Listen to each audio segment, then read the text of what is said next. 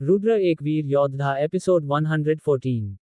रुद्रांश अपने आत्मा शक्ति के खत्म होने के डर से अपनी गति को और भी तेज कर दिया और वह उस घाटी के अंदर और भी गहराई में जाने लगा। वह अपनी आंखों की शक्ति से उस घाटी के अंदर की हर एक चीज को देख रहा था, लेकिन उसे अभी तक वह पौधा नहीं मिला था जिसकी वजह से वह यहाँ आया था। लेकिन जितने देर वह यहाँ पर अपनी शक्तियों का इस्तेमाल कर रहा था, धीरे धीरे उसकी आत्मा शक्ति कमजोर पड़ती जा रही थी। इसकी वजह से वह परेशान दिखने लगा और साथ ही साथ वह इस समस्या का समाधान ढूंढने की कोशिश कर रहा था। वह भी इस बारे में सोच रहा था कि तभी उसके शरीर में कुछ अजीब सी शक्ति महसूस हुई। उसने महसूस किया कि उसकी दिव्य नाग युद्ध आत्मा धीरे धीरे सक्रिय हो रही है, जिसे देखकर रुद्रांश हैरान रह गया। तभी उसको याद आया कि उसकी युद्ध आत्मा तो आत्माओं को भी निगल सकती है। ये याद आते ही रुद्रांश के चेहरे पर एक मुस्कान आ गई। फिर उसने मुस्कुराते हुए खुद से ही बोला, अरे मैं तो भूल ही गया था कि मेरी युद्ध आत्मा किसी भी प्रकार की आत्मा को निगल सकती है। और अपने आप से यह कहने के बाद रुद्रांश ने अपनी आंखें बंद की और अपनी दिव्यनाग युद्ध आत्मा को सक्रिय कर दिया। इसके तुरंत बाद उसके सर के ऊपर एक 5 फनों वाला लाल रंग का नाग प्रकट हुआ, जो कि दूसरे आसमान में देखकर फुंकार रहा था। उसके आने के तुरंत बाद चारों तरफ लाल रंग की रोशनी फैल गई। साथ ही साथ जो भी आत्माएं रुद्रांश की तरफ बढ़ रही थी, वह सब उस लाल रंग की आभा को देखकर डरने लगी। उस नाग के बाहर आते ही रुद्रांश ने अपनी आंखें खोली। अब उसकी आंखें सुर्ख लाल रंग की हो गई थीं। साथ ही साथ उसके चारों तरफ एक लाल रंग की ऊर्जा दिख रही थी। इसके बाद रुद्रांश ने अपने हाथों को हिलाते हुए अपनी दिव्य नाग युद्ध आत्मा को सारी आत्माओं के ऊपर हमला करने के लिए बोला। इसके तुरंत बाद वह 5 फनों वाला नाग तेजी से फुंकारते हुए चारों तरफ घूमने लगा और उसके सामने जो भी आत्मा आता वह उसे निगलता जाता। जैसे जैसे रुद्रांश की युद्ध आत्मा उन आत्माओं को निगलते जा रही थी, धीरे धीरे रुद्रांश को अपने शरीर में आत्मा शक्ति बढ़ती हुई महसूस हो रही थी। साथ ही साथ उसकी हल्की मात्रा में मानसिक ऊर्जा भी मिल रही थी। इसे महसूस कर रुद्रांश के चेहरे पर एक मुस्कान आ गई। साथ ही साथ उसने खुद से कहा, अरे यार, ये तो बहुत बढ़िया हुआ। तू बेवकूफ है रुद्रांश, तुमने इसके बारे में पहले क्यों नहीं सोचा? खामखा ही इतनी देर तक अपना समय बर्बाद कर रहा था। इसी के साथ रुद्रांश ने अपने आसपास के बहुत सारे आत्माओं को निकलना शुरू कर दिया। साथ ही साथ वह उस पौधे को ढूंढने की कोशिश कर रहा था। कुछ घंटों की तलाश के बाद रुद्रांश को अपने शरीर में कुछ महसूस हुआ। उसने महसूस किया कि उसकी आत्मा बहुत ही ज्यादा ताकतवर हो गई है। साथ ही साथ उसकी युद्ध आत्मा भी मजबूत हो गई है। इसे देखकर रुद्रांश ने मन ही मन कहा, ये जगह तो मेरी इस युद्ध आत्मा के लिए स्वर्ग से कम नहीं है। अगर समय मिला तो मैं वापस इस जगह पर जरूर आऊंगा, लेकिन सबसे पहले मुझे इस जगह के अंदर उस पौधे को ढूंढना पड़ेगा। इसी के साथ ही रुद्रांश ने अपनी सुनहरी आंख का इस्तेमाल करते हुए अपनी चेतना को प्रसारित किया। इसके बाद उसको अपने से 100 मीटर दूर तक की सभी वस्तुएं ठीक से नजर आने लगीं। इसके बाद रुद्रांश ने फिर से उस पौधे को ढूंढना शुरू कर दिया। ऐसे ही ढूंढते ढूंढते रुद्रांश को लगभग 2 दिन बीत गए। इन 2 दिनों में रुद्रांश ने उस घाटी के चारों तरफ बहुत ही ध्यानपूर्वक उस पौधे को ढूंढने की कोशिश की, लेकिन उसको उस पौधे के बारे में कुछ भी पता नहीं चला। रुद्रांश ने उस घाटी का 1/4 भाग ढूंढ लिया था। रुद्रांश ये बात जानता था कि यह घाटी बहुत ही बड़ी है और इसके अंदर बहुत सी ऐसी जगह हैं जहां पर वह अब तक पहुंचा नहीं है। रुद्रांश ने इसी के साथ फिर से अपनी यात्रा शुरू कर दी। वह ऐसे ही ढूंढते ढूंढते एक गुफा के पास पहुंचा जहां पर घनघोर अंधेरा था। साथ ही साथ उसमें से एक अजीब सी ऊर्जा बहती हुई रुद्रांश को महसूस हुई, जिसे महसूस कर रुद्रांश चौकन्ना हो गया। रुद्रांश को यह ऊर्जा नकारात्मक तो नहीं लगी, लेकिन साथ ही साथ यह उसको थोड़ी सी क्षतिकारक तो जरूर लगी। लेकिन रुद्रांश को उस ऊर्जा में एक ऐसी बात का पता चला जिसकी वजह से वह उसकी तरफ आकर्षित हो गया। रुद्रांश को ये जिज्ञासा हुई कि आखिर उस गुफा में ऐसा क्या चीज है जो उसको इतनी बुरी तरह से आकर्षित कर रहा है। फिर रुद्रांश ने खुद से कहा, इस गुफा में आखिर ऐसा क्या है जो मुझे कुछ अजीब सा लग रहा है। साथ ही साथ मुझे इसमें बहुत ही तेज आत्मा शक्ति का प्रवाह महसूस हो रहा है। खैर, ये तो मुझे उस गुफा में जाने के बाद ही पता चलेगा। इतना कहकर रुद्रांश ने उस गुफा की तरफ बढ़ना शुरू कर दिया।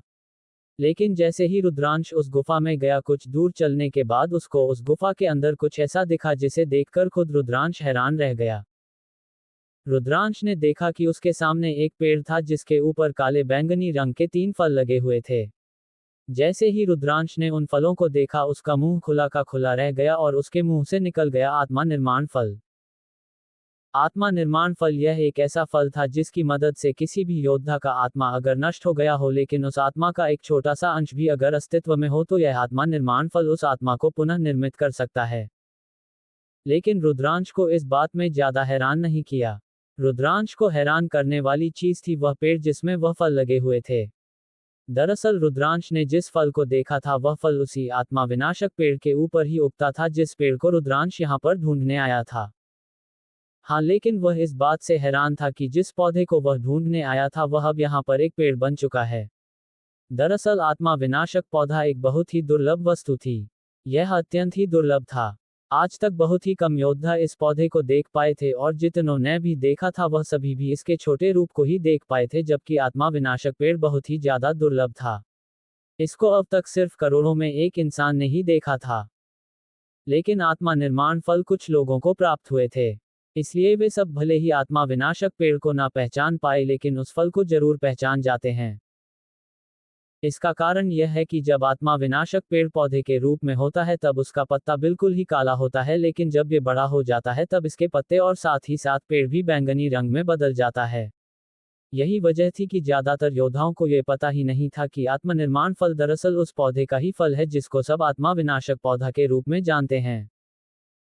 रुद्रांश भी यह इसलिए जान पाया क्योंकि उसके पास अपने पूर्वजों की यादें थी, साथ ही साथ रुद्रांश के परिवार में बहुत से ऐसे वैद्य थे जो कि पूरे दुनिया में प्रसिद्ध थे।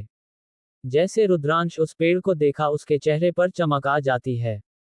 वह इतनी ज्यादा खुश हो जाता है कि वहीं पर ही वह नाचने लगता है। उसको अपने किस्मत पर भरोसा नहीं हो पा रहा था। उसने कभी भी यह नहीं सोचा था कि आत्मा विनाशक पौधे को ढूंढते ढूंढते उसको एक ऐसा खजाना मिल जाएगा जिसकी वह उम्मीद भी नहीं कर सकता था। उसने खुश होते हुए चिल्लाना शुरू कर दिया, हाँ हाँ, आज तो मेरी किस्मत चमक गई, मुझे इतना बड़ा खजाना मिल गया। ये कहकर वह वहां पर नाचने लगता है। रुद्रांश खुश भी क्यों ना होता था, उसके सामने एक ऐसा खजाना था जिसको पाने के लिए किसी सम्राट स्तर के योद्धा के लिए भी लगभग असंभव सा था। लेकिन रुद्रांश को ये यूं ही मिल गया। दरअसल इस आत्मा विनाशक पेड़ के कई सारे उपयोग थे जिनमें रुद्रांश इसकी मदद से कोई हथियार बन सकता था, कोई ऐसा कवच बन सकता था जिसकी मदद से कोई भी आत्मीय ऊर्जा संबंधित हमले को रोका जा सके। साथ ही साथ उन फलों के जरिए रुद्रांश अपनी मां की आत्मा का भी मरम्मत कर सकता था। साथ ही साथ इस फल का एक और काम भी था। इस फल के जरिए रुद्रांश पुनर्जीवित हो सकता था। अगर कोई योद्धा अपने जीवन में एक बार इस फल को खा ले तो यह फल तुरंत ही उसके शरीर में काम नहीं करता था, बल्कि यह फल संरक्षित होकर शरीर के एक अंग पर स्थापित हो जाता था। जिसके बाद जब भी वह योद्धा बिल्कुल ही मरने की स्थिति में आ जाए या फिर उसकी आत्मा नष्ट होने के कगार पर पहुंच जाए तो यह फल उसकी आत्मा को पुनर्निर्मित कर देता था। अब ऐसे खजाने को प्राप्त करने पर रुद्रांश इतना खुश क्यों नहीं होगा। कुछ देर तक ऐसे ही उत्साहित होने के बाद रुद्रांश ने अपने आप को शांत किया और फिर उस पेड़ की तरफ चला गया।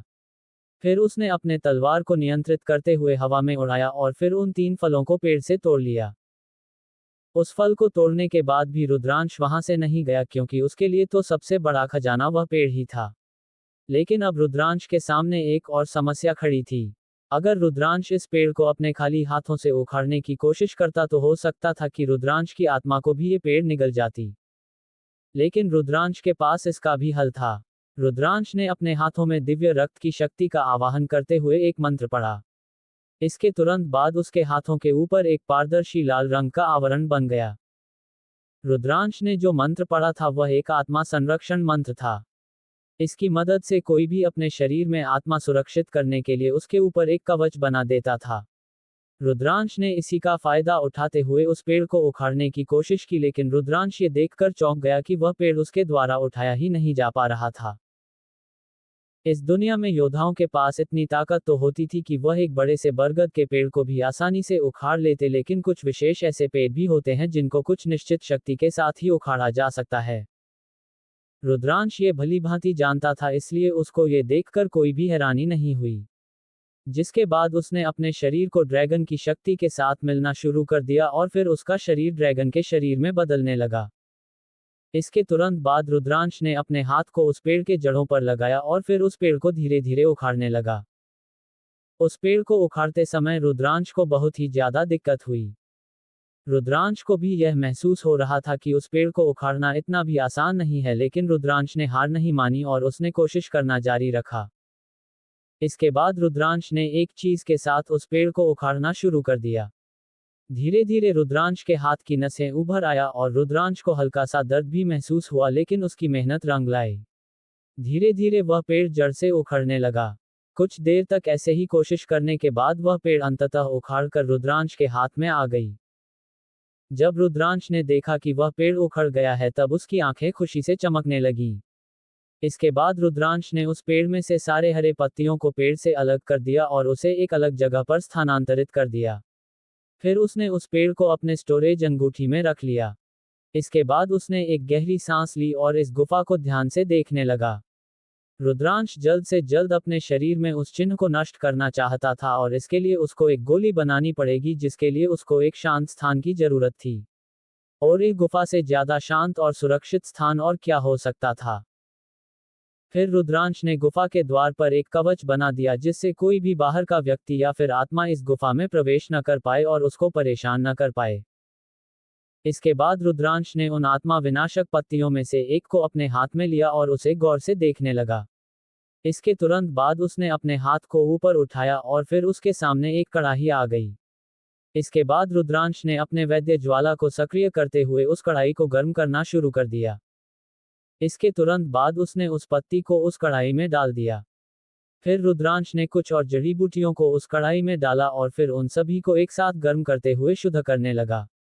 कुछ समय ऐसे ही गर्म करने के बाद उस कढ़ाई के अंदर धीरे धीरे ये सभी वस्तुएं एक एक करके तरल में बदलने लगी, जिसे देखकर रुद्रांश की आंखें चमक उठी।